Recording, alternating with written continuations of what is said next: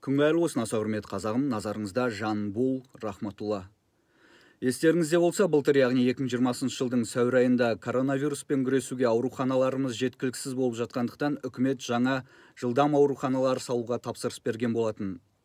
Ол тапсырысты Назарбаевтарға жақын Айдын Рахымбаевтың BI группы жеңген болатын. Модульді ауруханалардың құрылысы аяқталған соң, Айдын Рахымбаев өзінің инстаграмында аурухананы жылдам салғандарын және де шетелдіктерге қарағанда арзан салғандықтарымен мақтанып, қуанып, шаттанып шығарған болатын, жариялаған болатын.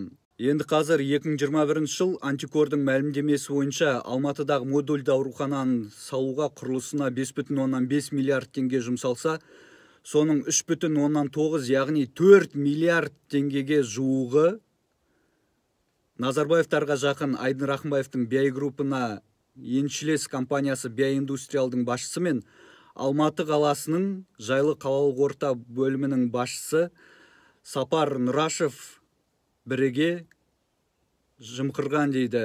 Қылмыстық кодекстің 189 бабының 4 тармағына сәйкес қозғалды телеграм арналарының мәліметінше.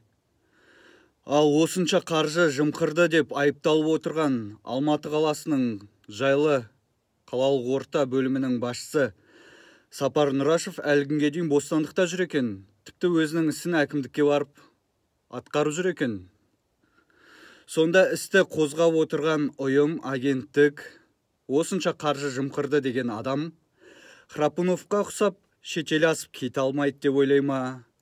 Әлде бір сатысына келген кезде келісе саламыз деп ойлай ма? Қандай ойларыңыз бар? Қандай жоспарларыңыз бар? Және де сұрақ, енді BI Индустриалдың басшысын ұстап отырсыздар ғой. Ал BI Индустриал, BI группқа, яғни Айдын Рахымбаевқа қарасты, дұрыс па? Айдын Рахымбаев Назарбаевтарға жақын. Айдын Рахымбаевқа байланысты қандай іс қозғайсыздар, немесе қандай мәлімдеме жасайсыздар? Және де Қазақстан бойынша қанша модульді ауруханалар салынды? Әрқайсысынан осындай қанша қаржы жымқырылды? Соның бәрін анықтайсыздар ма? Әлде істі жақында жауып қоя саласыздар ма? Өте қызық болып тұр.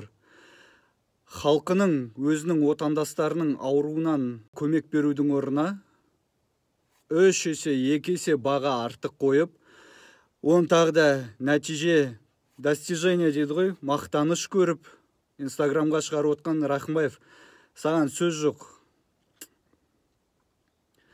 Бұл жол боқтамай-ақ қойын. Үлкен кісілер бар көрермендердің арасында, соларға рахмет айт.